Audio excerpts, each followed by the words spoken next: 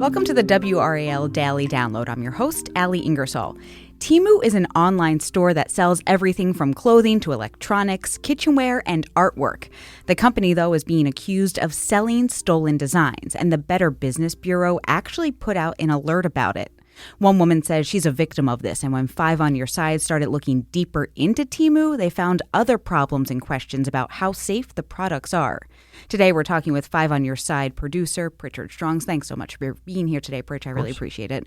So let's start off with talking about Temu as a company. I feel like this store really just came out of nowhere. I started getting ads for it a few months ago. So what exactly do we know about it? Yeah, so it's a relatively new company. Less than 18 months they've been in operation in the U.S. They had a Super Bowl ad last year, Shop Like a Billionaire, where basically their whole pitch is, you're getting products and style and design items, clothing, stuff like that for cheap. It's inexpensive, pennies on the dollar for what you'd pay normally at a department store or something like that. So that is their business model. Inexpensive stuff. They're huge. I think they were the most downloaded app in the Apple App Store last year. So their growth has just been exponential. It's been huge. Oh, wow. I didn't realize that. That's really a lot. And I guess that's why I'm seeing it more often, right? Exactly. Yep. So why did the BBB send out an alert about this company? So they've, with all that growth comes some complaints. They've gotten about 1,600 complaints since they opened, which, it's a fair amount for just over a year. They have a C+ rating with the BBB. They are not BBB accredited. They do respond to a lot of comments and complaints on BBB, which is something for the company to do. You don't always get that. But the alerts that came out from the BBB were based on two things. One is the copyright infringement issues that we're talking about here. And essentially what that comes down to is taking somebody else's design, selling it without giving them credit.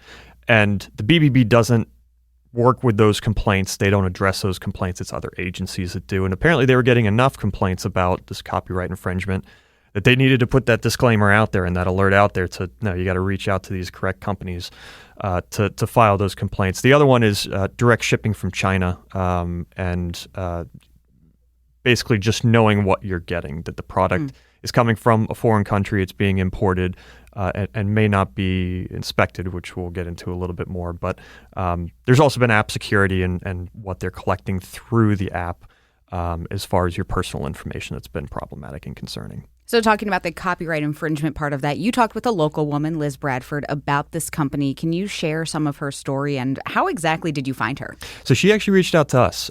She is a local artist and illustrator. And essentially what happened is she's got an Etsy store where she sells some of her work.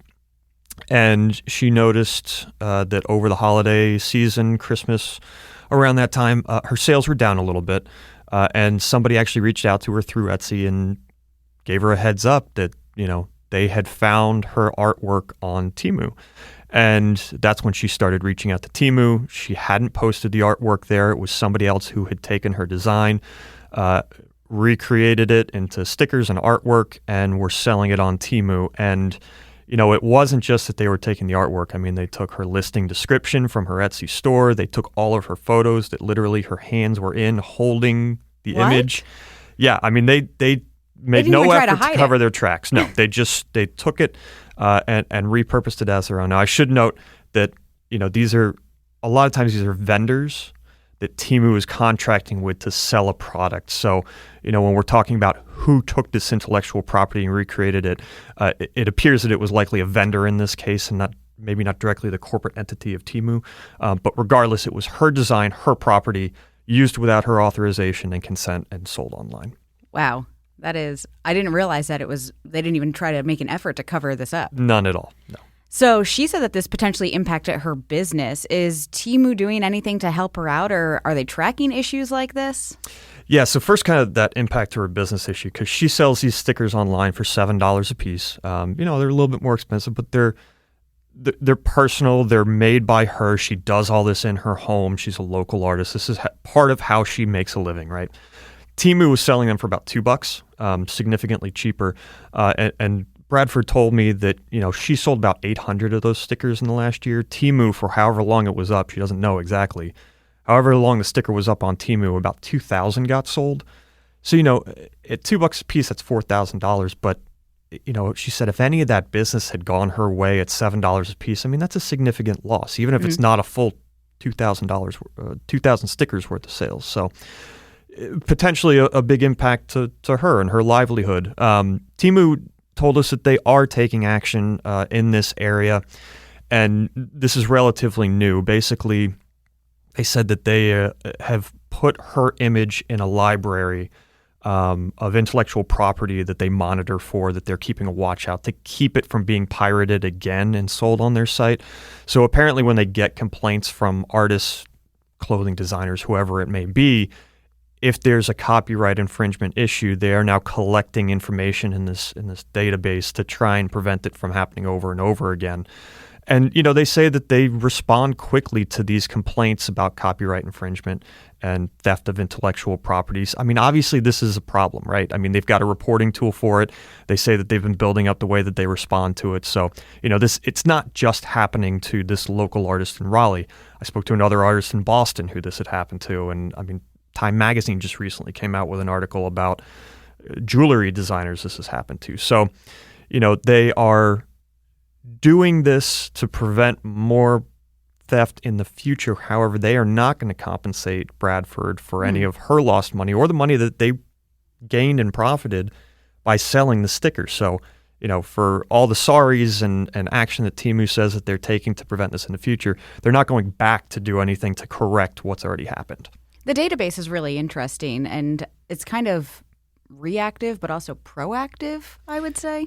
In a way, and I mean, they say that they care about having these artists' property protected so that they can continue to do their work and create and things like that. But Bradford talked about how difficult it's become to keep her property, right? She's finding her design on other websites. They're using it without permission. It's not just Temu. She's finding it on other sites as well. And she says she just spends more time tracking down stolen work and less time creating, and that's really frustrating as an artist. Yeah, I'm sure. Well, we'll be right back after this break.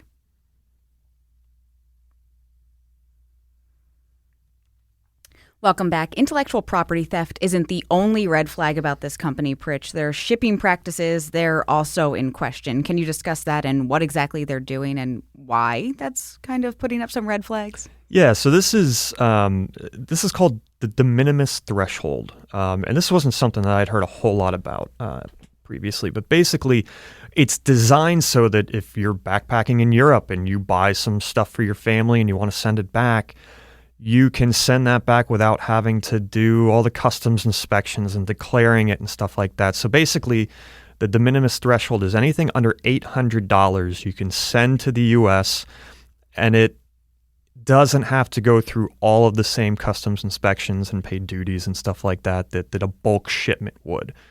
Now, a bulk shipment gets rigorously inspected. CBP agents are taking a close look at everything that's coming through. So, things that might be intellectual property or potentially dangerous, like, say lithium-ion batteries that don't have the proper UL ratings, those would get caught if they're being shipped in bulk because they're getting more inspections. Now, you send it using this de minimis threshold, less inspections, you're not paying duties on it, and Temu leverages this by taking your order and sending it directly to you.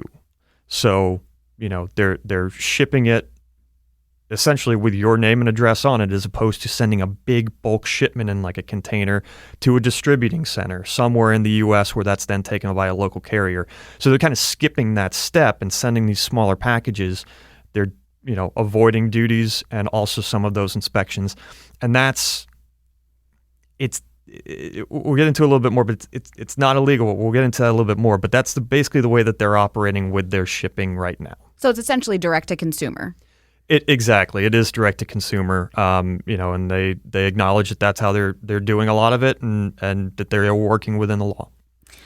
So there are some other issues, as you kind of mentioned and touched on a little, about these products that could be coming through, and if they skip inspections, that's can these products wind up in your home? So let's discuss that and some of the problems with that.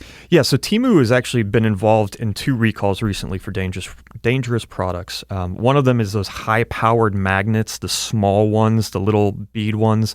They're sold in bunches, and the problem is if they're ingested, if a kid eats them, they can be very, very damaging. Internally, they can cause internal injuries or even death. These have been a huge thing that the CPSC, Consumer Product Safety Commission, has emphasized in doing recalls on these. Temu was selling one of these products. There was a recall, I believe it was back in December, on this item. So that was one. Another one was baby crib bumpers that did not meet federal standards. They were a suffocation risk. They were recalled. Generally, out of China, there are some issues with the products that are sent through, especially through de minimis shipping, because they're not necessarily caught or inspected the way that they should be. So you get cosmetics with ingredients that you don't know what they are. You could get clothing with dyes or something that could be potentially toxic. Again, batteries that don't meet UL ratings that could cause a fire, toys that potentially have lead paint in them. There's all sorts of these dangers that should be caught if they're sent and inspected the correct way. But, de minimis was never intended to be used on a consumer level for sending products that you purchase online like that. This was always supposed to be personal use. So, there could be some reform coming in that. That could be something that's coming up and has been examined a little bit. But right now, again, working within the law. Pritch, you're a parent, and I feel like these stories you do are so interesting because there's things that I wouldn't think about, but there are probably things that hit really close to home, and it's so important that you're shedding a light on this. So thank you for all of your work with this story and a lot of your stories. So this way that they ship, it isn't illegal, as you've noted. It's just kind of a loophole. Yep. So how exactly does that get closed, and is there any discussion on fixing it? So there has been discussion. Legislation, 2 bills were introduced over the summer last year, and they're very similar. But basically, it would change the way that de minimis shipping works to kind of close this loophole. Because again, as we've mentioned a couple times, Temu is operating within the law. But a couple of the bills are in the works, are being discussed. No action has been taken on them yet, but there is a possibility there. Temu says that they support any kind of legislation and policy change that benefits consumers. They say that they don't rely on de minimis shipping as their business model. So they at least on paper say that they're willing and open to any kind of change. It just hasn't quite happened yet. And as you sort of commented on this earlier, the company responds to a lot of comments they get. Like on the BBB and to artists, and they actually responded to you. I think so many times we reach out to big corporations and the end of our story is like, we reached out, but we didn't hear back. But they actually got back to you for this story. So what exactly did they say? They did share, a couple of different thoughts on a couple of different things. Like we mentioned, they said that they're not reliant on de minimis. They are open to that policy change. They noted a couple other things specifically on that, and we're going to post their full statement in the article on WRAL.com. They went through and kind of broke down what they're doing for artists and other designers as far as protecting their intellectual property and information, and just kind of how they have tried to improve on addressing some of the complaints that people have sent to them over the last year. They also noted security in some of the reports about their apps and how they track and things like that. Now, that's a little bit of a bigger thing that there have been multiple reports on that. There are concerns about the way that the app tracks your information. So that, they essentially deny that. They say that there really isn't a security risk there, but other experts have said otherwise. So we are posting that full statement, everything that they sent to us, which was a significant statement back. That'll be in the article on WRAL.com. A lot of information in this story. Like I said, this app in this store, I feel like just came out of nowhere. So it's important for consumers to know exactly what they're getting into, where they shop, and when they are shopping. Thank you so much, Pritch, for joining us. And thank you for listening to the WRAL Daily Download. If you enjoyed this podcast, you can find other podcasts on WRAL.com. Just search podcast. From sports to true crime, there are plenty of shows to keep you informed and entertained. Thanks for listening.